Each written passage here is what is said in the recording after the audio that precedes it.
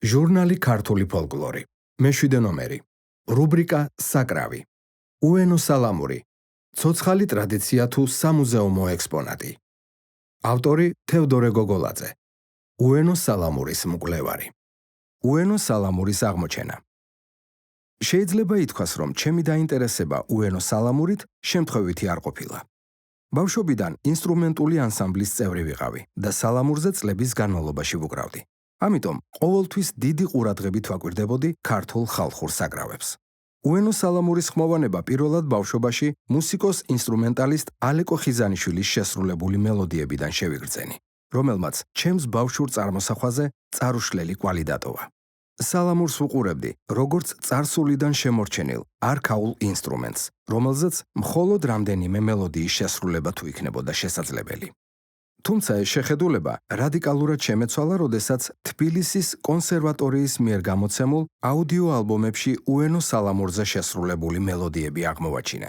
ამასთანავე, ფოლკლორისტ ბექა ბიძინაშვილის მიერ 2020 წელს სოფელ შილდაში უენო სალამურზე შემსრულებელ ეთნოფორ ზაურ თეთრაშვილის აღმოჩენამ საბოლოოდ დამარწმუნა, რომ საქმე არა უბრალოდ სამუზეუმო ექსპონატთან, არამედ დღემდე ყოფაში შენარჩუნებულ საკრავთან ჰქონდა, რომელიც ადრე განსაკუთრებით წყემსური ცხოვრების განუყოფელი ნაწილი იყო. უენო სალამური. წყემსური ყოფის ნაწილი. უენო სალამური მწყემსებისთვის უბრალოდ მუსიკალური საკრავი არ ყოფილა. მას პრაქტიკული დანიშნულებაც ჰქონდა. პირველ რიგში ის ცხოველების გაწვრთნაში ეხმარებოდათ. მწყემსები გარკვეული მელოდიებით მართავდნენ თავიანთ ნახირსა თუ ფარას. ბალახობის სხვადასხვა ეტაპსაც საკუთარი ჰანგი გააჩნდა, რაც ცხოველებისთვის ერთგვარ ნიშანს წარმოადგენდა. ამავდროულად, თავად შემსრულებელი ერთობოდა და მუსიკის მეშვეობით ერთგვარ მედიტაციის მდგომარეობასაც აღწევდა. მწყემსები ყოველდღიურად უკრავდნენ უენო სალამურზე და ამით არამხოლოდ საკუთარ ემოციებს გამოხატავდნენ, არამედ განუწყვეტლივ ხვეწდნენ საკრავზე საშემსრულებლო ტექნიკას და აფართოვებდნენ რეპერტუარს. შედეგად, უენო სალამურზე დაკვრის ხელოვნება მაღალ საშემსრულებლო დონემდე განვითარდა, რომელსაც როგორც დღემდე ცოცხალ კულტურულ მემკვიდრეობას შემდგომი განვითარების პოტენციალი გააჩნია. მე-20 საუკუნის გამოწვევები. გასული საუკუნის 30-იან წლებში კოლექტიურობამ, როგორც სააზროვნო პრინციპმა და საბჭოთა ხელოვნების გაბატონებულმა მონუმენტურმა სტილმა გავლენა იქონია ფოლკლორის შესრულების ფორმებზე, მათ შორის საკრავებსაც. ამ პერიოდის მონაპოვრად იქცა ქართულ ხალხურ საკრავთა ორკესტრები. საბჭოთა იდეოლოგია ახალ კულტურულ წესრიგს ამკვიდრებდა. ქართული ხალხური ინსტრუმენტებიც, რომლებიც საუკუნეების განმავლობაში ძირითადად ცალ-ცალკე არსებობდა და მათთვის არ იყო დამახასიათებელი ანსამბლურობა, ახლა ევროპული ტიპის ორკესტრებში გაერთიანდნენ. ტრადიციული ქართული საკრავები გადაიყვანეს ევროპულ ტემპერირებულ წყობაზე და დაინერგა ჰარმონიზაციის ახალი ევროპული წესები. აგრეთვე დაიწყეს ქართული ხალხური მელოდიების გადატანა ევროპულ სანოტო სისტემაში, რაც მათ ფორმალურ საზღვრებში აქცევდა და იმპროვიზაციის თავისუფლებას ზღუდავდა. თუმცა, უენო სალამური ვერ შეერწყა ორკესტრულ წყობას. ამის მთავარი მიზეზი რამდენიმე ფაქტორი იყო. ერთი მხრივ, ამ ტიპის სალამურზე დაკვრა სპეციფიკურ ტექნიკას მოითხოვდა, რაც მასობრივ შესრულებას ართულებდა. მეორე მხრივ, ენიანი სალამური, რომელსაც უფრო მეტი მუსიკალური შესაძლებლობები და მძლავრი ჟღერადობა გააჩნდა, თანდათან დომინანტ ინსტრუმენტად იქცა. შედეგად, უენო სალამურმა, რომელიც ტრადიციულ კონტექსტში ბუნებრივად ჟღერდა, ორკესტრულ არანჟირებაში ვერ მოიკიდა ფეხი და ფოლკლორული სცენიდან თანდათან გაქრა. ამასთან, სასცენო რეპერტუარიდან ამოიღეს მრავალი დასაკრავი მელოდია, რომელსაც ყოფით ცხოვრებაში პრაქტიკული დანიშნულება ჰქონდა. დროთა განმავლობაში დავიწყებას მიეცა ისეთი მნიშვნელოვანი მუსიკალური ნიმუშები, როგორებიც იყო მაგალითად მეღორული, სამგზავრო, სატირალი, მაყრული და სხვადასხვა სახის მწყემსური მელოდიები. გარდა ამისა, უენო სალამური არამხოლოდ სცენიდან, არამედ ყოველდღიური ცხოვრებიდანაც თანდათან გაქრა. მასზე დაკვრის ტრადიცია წინა საუკუნის მეორე ნახევარში უმეტესად მხოლოდ ხანდაზმულ ადამიანებმა შემოინახეს, ხოლო ახალგაზრდა თაობისთვის ის სულ უფრო გაუცხოვდა. გაიზარდნენ თაობები, რომელთაც ახსოვდათ, როგორ უკრავდა ამ საკრავზე მათი ბიძა, მამა, ბაბუა ან მეზობელი, მაგრამ თავად არც დაკვრა შეეძლოთ და არც მათი დამზადების ტექნოლოგიაზე ჰქონდათ წარმოდგენა. როგორ და რა სახით შემოგვჭა უენო სალამურის მემკვიდრეობა? წინა საუკუნეში უენო სალამურის შესახებ ინფორმაცია ძირითადად ფიქსირდებოდა ბეჭდურ წყაროებში, გაზეთებსა და სამეცნიერო გამოცემებში, აგრეთვე ფოტოებსა თუ აუდიო-ვიდეო ფირებზე. განსაკუთრებული მნიშვნელობა ჰქონდა საველე ექსპედიციებს, რომლებსაც აწარმოებდნენ ფოლკლორისტები: ოთარ ჩიჯავაძე, გრიგოლ ჩხიკვაძე, კახი როსებაშვილი და სხვები. ისინი ცდილობდნენ შეეგროვებინათ ზეპირი გადმოცემები უენო სალამურზე, მისი დამზადების პროცესზე, გადაეტანათ დასაკრავი მელოდიები ნოტებზე და ჩაეწერათ აუდიო ფირებზე. უენო სალამური სამეცნიერო კვლევების საგანი. ივანე ჯავახიშვილი იყო ერთ-ერთი პირველი, რომელმაც საგანგებო ყურადღება დაუთმო ქართულ ინსტრუმენტარიუმს და მათ შორის უენო სალამურს. მკვლევარი მწირი წერილობითი წყაროებით ვერ კმაყოფილდება და მისი თანამედროვე ეთნოფორების, ზეპირსიტყვიერი ცნობების კვლევებისა და შეჯერების საფუძველზე აყალიბებს ტრადიციული უენო სალამურის პროპორციების ოქროს წესს. ერთი ციდა ზედა ნაწილი, ერთი ციდა შუა ნაწილი, სადაც თვლები თანაბრად არის განაწილებული და ბოლოში 3 ან 4 თითის ზომა. ასევე დაფიქსირებულია უენო სალამურზე დაბალი და მაღალი რეგისტრების ბგერებზე დაკვრის ქართული სახელწოდებები: სტვინზე დაკვრა და დრინზე ბოხზე დაკვრა. კომპოზიტორმა და ქართული მუსიკალური ფოლკლორისტიკის ფუძემდებელმა დიმიტრი არაყიშვილმა საგანგებო კვლევა მიუძღვნა ხალხურ საკრავებს და აღწერა ქართული და არაქართული წარმოშობის უენო სალამურის ტიპის სალამურები, მათი ზომები და ზოგიერთ შემთხვევაში ბგერათ რიგებიც. საინტერესოა მისი მითითება, რომ უენო სალამურის ზომების აღებისას ციდის საზომად იყენებდნენ არა საჩვენებელ, არამედ მესამე თითს. ვიქტორ ბელიაევის წერილი ორი უენო სალამურის, საქართველოს მუზეუმში დაცულ და მის მიერვე 1930 წელს გაზომილ ალექსანდრე ოგანეზაშვილის უენო სალამურების შედარებას ეძღვნება და ადასტურებს უენო სალამურის დამზადების ოქროს წესს. თავის უნიკალურ კვლევაში კახი როსებაშვილი აჯამებს ხალხურ საკრავებზე მანამდე არსებულ ნაშრომებს და გვთავაზობს ნოტებზე გადატანილი მელოდიის მიხედვით შემუშავებული მათემატიკური ფორმულების საფუძველზე აღადგინოს იმ უენო სალამურის ზომები, რომელზეც კონკრეტული შემსრულებელი უკრავდა. ფოლკლორისტი გრიგოლ ჩხიკვაძე თავის გამოუცემელ ნაშრომში ქართული მუსიკალური ფოლკლორი აჯამებს მის ხელთ არსებულ უენო სალამურთან დაკავშირებულ მასალებს და აღწერს საერთო სურათს მისი დამზადების, წყობების, საშემსრულებლო ტექნიკისა და ჰანგების შესახებ. ასევე ფასდაუდებელია მანანა შილაკაძის ნაშრომი სწორედ უენო სალამურის კვლევის მხრივ, რომელშიც ავტორი აჯამებს მანამდე არსებულ კვლევებს.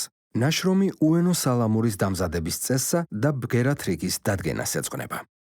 საფესტივალო ცხოვრება და ტექნოლოგიური პროგრესი.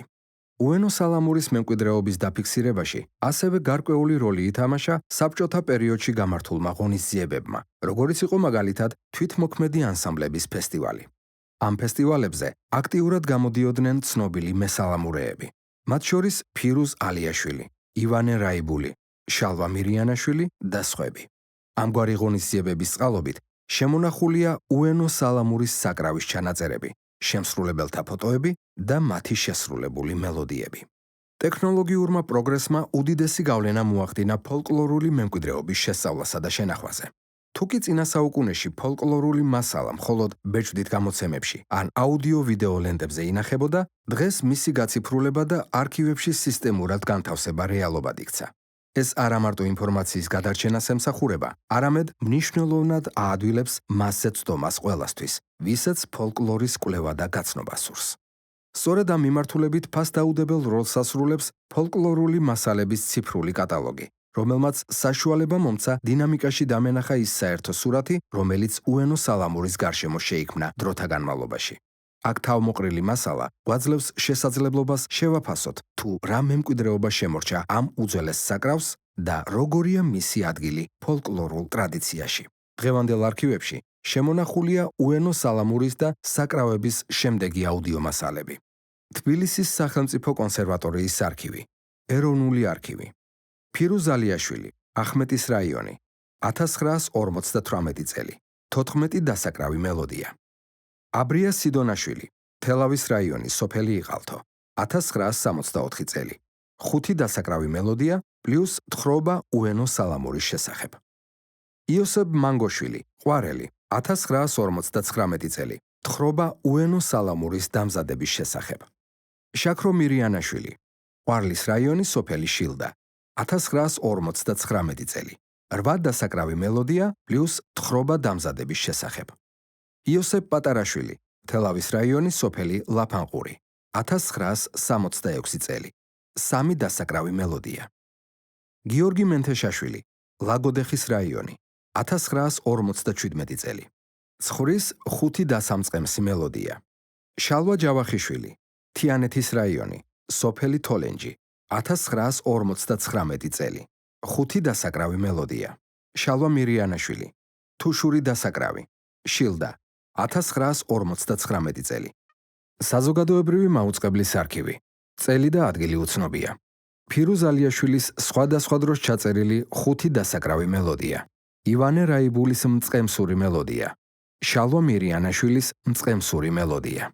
ცალკე უნდა აღინიშნოს ფონოგრაფის ცვილის ლილვაკების ჩანაწერები, სადაც ზოგჯერ პირდაპირ მითითებულია, რომ უენო სალამურის ჩანაწერია. ზოგჯერ კი შემსრულებლისა და აუდიო ჩანაწერის ჟღერადობის მიხედვით შეიძლება დავასკვნათ, რომ უენო სალამურია. სიმონ ჯანაშიას სახელობის ეროვნული მუზეუმის ფონდი. უცნობი ჩამწერის კოლექცია. უცნობი შემსრულებელი. კასპის რაიონის სოფელი მეტეხი. ლეკური. მთათუშეთი. ალექსი ექვთიმიშვილი. ადგილი არ არის მითითებული. 1947 წელი. 4 დასაკრავი მელოდია. შალვა მშველიძის კოლექცია. კახეთი.